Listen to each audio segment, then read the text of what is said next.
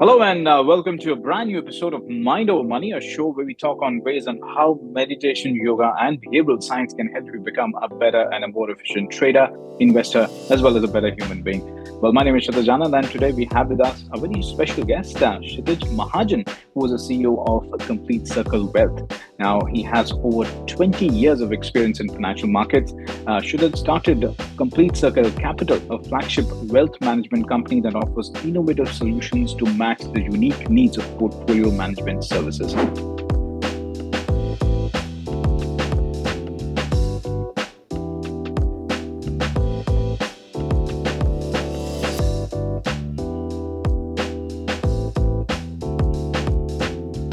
Now, to carry the discussion forward, let me call the man himself. Welcome to the show, Kshitiz. Thank you, Kshitiz.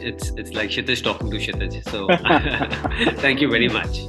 Welcome to the show. And yes, we've been talking a lot on how stock market behaves, and your bets on sectors as well as any stock specific recommendation, your view on the personal finance. But today, we'll be talking something entirely different, and that is how you keep yourself mentally fit. Tell us more about it. So I think this topic is much more closer to me than markets, because I very sincerely feel that the very essence of your presence is your body, in terms of where you live your whole life. And where people recognize you, okay, he Kshitiz Anand, she Kshitiz Mahajan, or she is, let's say, XYZ. So, mental agility and fitness is something which one needs to, cultivate over a period of time, and one need to develop a habit of having a better fit body and fit mind. So, it's like this, that your body is the custody of a fit mind, or let's say a very agile mind. So you need to keep care of your own self also. We keep on talking about giving time to various other things, but at the same time, it's a temple in which you live, which is your body. You have to give time to that also, because if you have a fit mind, which is living inside your body, then you can actually be more agile in your decisions. You'll be more active, and it will last long, like your good investments, as we tell our clients. So you will last in a better shape like your investments. Absolutely, and that actually sums up the saying, "Health is wealth." Yeah, health is wealth, and it's the wealth which will stay with you. Irrespective of markets goes up and down, it will stay with you. Right, absolutely, and it will actually hedge against volatility that we see in the markets right now as we speak. But yes, let me move on to my another question. Just like stock market investments, you take fitness very seriously. Now, the rumor has it that you have over 70 medals to your name. Tell us more about it, how that happened. Yes, I do have 70 medals, which wow. I've got as a participatory medals in various marathons, cycling events, and duals, which is a combination of both cycling events and marathons. But I think the intention is not to accumulate medal, but it's more to do with to achieve a disciplined approach towards fitness. That's what I do. And while doing that, you end up, running all these marathon races, which keeps you testing against various formats. So, the broader agenda is different, and it all boils down to that, was that eventually what I intend to do is not a collection of medals, but what I intend to do is to have a disciplined approach towards my fitness. So I have a daily routine which I follow. Come what may, I give 1.5 to 2 hours to myself. And people who say that I don't have time, then tell you this is the most important part of your life. Eventually, it is an investment which you are doing in your own self. So one should invest in or her own self, because this will take you long in everything which you do otherwise also. So I've been practicing this for the last 15 years. Initial part, I used to go to gym. Right. Now that typical, I need 6 packs and all, and I done that. But then I realized that it has to do more with where I find my peace, which is run and cycling. So last 7 years I've been running. It's like a meditation. I just focus on my running. Start early, and then last 3 years I've added cycling, and now I'm adding swimming also to it. So it's a combination of things, and I get time. I have a very busy schedule in my life, in my personal and professional life. blessed with two beautiful kids. One, my human daughter, Sasha, and then my, my dog, Simba. So we have a lot of time if you want to take out time. It's all about priorities. So this is my priority. Absolutely, beautifully put there, Kshitiz. Now, you also talk about that you're a marathon runner. So, how did that start? And what are the key takeaways from an investor point of view as well? If you can, help sum it up as well. So I used to run, Kshitiz, I used to run in my college days. But all this started happening. I started taking marathon seriously in September of 2016. That's how I registered myself for my first run. And I wanted to register for 10 kilometer, but by mistake, I registered myself for 21.1 kilometer, which is half marathon. And I requested them to change this, but they said, no, tomorrow is the run and we can't change the format. If you want to run, you have to run this. Gone back to my family, I spoke to my wife, my friends, and then they said that you're a good runner. Just focus on the journey rather than achieving some time, in which you want to run, and just enjoy the momentum, enjoy people around you. Just go and run, and that's what I did without much listening to my body. When I realized that yes, I don't want to push myself much, I was slow, and somehow I'm able to complete it 2 or 35 minutes. So very nice. My learning is that it's all here. Whenever we want to block ourselves, it all starts from your head. In investing also the same thing happened. So many things will trick you, not to do. Bigger risk becomes if I would have not run that and I said that no, I can't do this. I would always remain in that 5 to 10 kilometer format only. The biggest risk is not doing something. So I think my mindset here is that one has to focus on their mindset first, their broader thinking first before doing something. And investing is also like this only. So you say that no, markets are falling, I can't invest, I can't do this.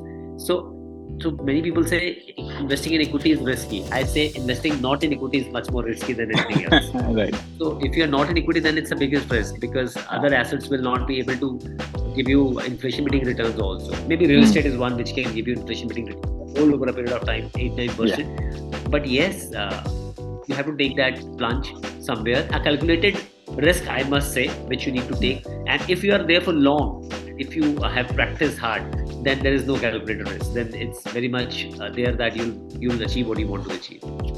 Absolutely.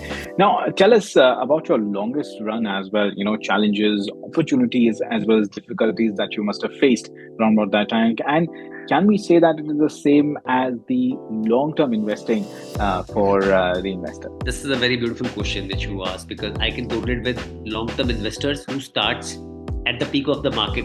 This is how this longest run has started. Right. My longest run is 56 kilometers. It's a trail run, which I did. It was supposed to happen in Feb 2022, but because of COVID third wave, if you remember, we were in COVID third wave, it got postponed to March. And then it kept on getting postponed, and it happened last week of I think 20th or 21st of March. That's when this happened. It was in Gurgaon, this trail run, and it started off at 6, but it was all hilly and there were rocks around. But it's 56 kilometers, and eventually started getting hot. And then I realized, boss, ये तो गलत पंगा ले लिया. I would have gone for a shorter format. But then as I said, it's all in head. I kept on pushing myself. I kept on doing the right thing. I kept on hydrating myself. So, and hydration is the key element when you actually run, that you should hydrate it first. Because the training was always there on hand. And one thing is very clear, just listen to your body. I kept on listening to my body where it's required to hydrate or to refill or reload myself with something to eat. I did that. So investing is like this only. Let's say if you start at the peak of the market also, and then you realize I have invested, let's say, a lakh of rupee, and market has fallen by 20% or 30%. Let's say real-time example of 2020 COVID March, and you invested something and the market corrected by 38% in next let's say 25-30 days. That's what happened. But then if you kept on putting in more money, you kept on hydrating yourself, you kept on reloading yourself. It's like Right. STP steps, you kept on doing that. Eventually, you'll see your existing investment as well the money which you've invested at the fall. So let's say market moved from 12,400 level to market moved to 12,400 level to a level of 18,000 eventually. But at a fall, it was a 7,400 level. So it has given you better returns. So it was a difficult run for me. But my learning was very clear. Keep your attention on your journey as well as on the goal. So you have to focus. The journey is also important as your end goal. So you have to focus, but keep on listening to your body. So couple of matches I have not completed also. I haven't mentioned to you where I realized that I'll be not able to finish that. Listen to your body. DNF हो रहा है, कोई issue नहीं. Right. If you are not fit for that, you are not fit for that run. Rather than just pushing yourself and getting an injury. So similarly in investment it happens. If you don't understand something, if you're not prepared for it, don't do it. Somebody will say, okay, go to invest in crypto or look at a micro cap or a small cap. Please, my request to all the viewers who are listening to this, fitness is for sure, which you should work on. But for investments also, the same rules apply. If you're not prepared enough, then give it to a portfolio manager who can manage well. If you don't understand this liquidity problem or other problem which comes, like hydration problem comes in running, then please don't invest into companies also. So yeah, it was a great learning for me. Practicing 100 kilometer every week for long runs. It's not easy. Sometimes even I ask what I'm doing, but then I realize that it's like preparing for something which will make me much strong. I believe in that bamboo story. I know that many people have said that story a number of times. I have taken that example a couple of times in interview with you and your colleagues on ET Markets. That was, you need to prepare yourself. Eventually, then the output will come. It will be really very big. So I kept on running every week 100 kilometers on a weekly basis, 100, and just to ensure that there is no monotonous running which I'm doing. I kept on mixing with different mix and match. Like I used to do interval training, fast and slow training. I used to run, jog. Many things I've done, and it actually proved to be a very good in terms of my overall endurance, in terms of my timing. I did very well. Lucky enough to run one of the world majors in Berlin also last year, which proved to be really good for me because the weather is different, and but if you're trained well, you can achieve that. But without any training, so and this is something which I believe, your discipline is much bigger than your excellence. Excellence can give you a short-term victory, but discipline will make you win in the victory. So just be disciplined about what you're doing. Perfectly put there, Kshitiz. Now, lastly, any business lesson you would want to share for budding entrepreneurs, and why having a balanced mind is crucial for strategic decision making? So, Kshitiz, I'm a good student of running as well as good student of capital market. I can share. I can't give anybody any lesson. I can share my learning, and even I'm learning on a daily basis. Even I go wrong sometimes. But yes, first lesson is invest in yourself. Invest in yourself. Whether it's your fitness, it's your job, it's your skill set, you have to keep upgrading yourself. We're in a fast-moving world where we can't say that what I have learned in my college or what I have learned in my, training, initial days of my job, it's enough. You have to keep upgrading yourself. So invest in yourself, take time for yourself, get off screen. Second important lesson is get off screen, boss. And this is a common saying which you must have heard a number of times. If something is for free, then you are the product.